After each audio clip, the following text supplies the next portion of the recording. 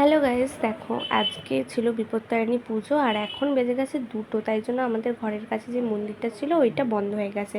তাই জন্য আমাদের বাড়ির থেকে একটু দূরে একটা মন্দিরে আমরা চলে এসেছিলাম আর প্রথমেই গেছিলাম পা হাত পা ধুতে। তারপরে দেখো এখানে মন্দিরটা এসে আমার যে কী শান্তি লাগছিল কি বলবো। ওখানে ঠাকুরমশাই পুজো করছিল আর মা এখানে পুজো দেওয়ার জন্য নিচে বসেছিল। এই দেখো এটা হচ্ছে আমাদের প্রসাদের থালাটা। আর সকাল থেকে এতই ব্যস্ত ছিলাম যে কোনো ক্লিপই নেওয়া হয়নি এটার। তারপরে তো বাড়ি চলে এলাম আর বাড়িতে এসে মা যেহেতু সকাল তারপরে মার জন্য কিন্তু ময়দা মাখা হলো। তারপরে ময়দা মেখে এখানে কলা পাতায় করে বিলে দিচ্ছিলাম। তারপর কড়াইতে যেরকম সাদা তেল দিয়ে লুচিগুলো কিন্তু ভেজে দিচ্ছি। তোমরা জানো তো আজকের দিনে 13টা সুতোয় 13টা দুর্বাঘাস পরে হাতে বাঁধতে হয় আর 13টাই গিট দিতে হয়। তো সেই জন্য আমরাও বেঁধে নিয়েছিলাম হাতে। আর তার কোনো ক্লিপই কিন্তু তোমাদের কাছে দেওয়া হয়নি, কারণ এতই ব্যস্ত ছিলাম সকাল থেকে কি বলবো।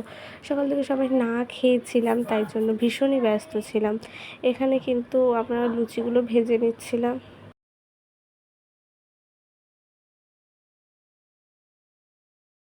তারপরে এখানে কিন্তু আমরা পিতল বাটিতে করে ঠাকুরের জন্য তুলে নিয়েছিলাম, যেহেতু ঠাকুরকেও দেওয়া হবে সেই জন্য।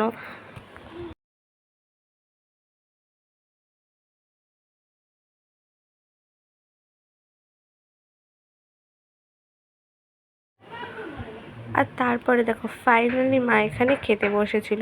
ফুলকো ফুলকো লিচিগুলো কত সুন্দর হয়েছে দেখেছো। তারপরে এখানে ছিল পটলের তরকারি, যেটা কিন্তু আমি বানিয়েছিলাম। আর এখানে আলু ভাজা আর পটল ভাজা ছিল মা যেহেতু।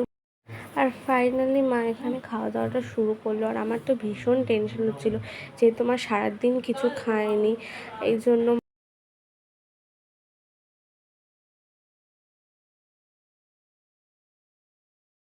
তারপর মা এখানে ফাইনালি ঠাকুরকে মানে সন্ধ্যার যে আহারটা সেটাই নিবেদন করছিল। এখানে লুচির সঙ্গে একটা বাতাসা দিয়েছিল, আর যেরকম দেওয়া হয়। আজকের জন্য এইটুকু। নেক্সট ভিডিওতে আবার দেখাবে। Tata, bye bye.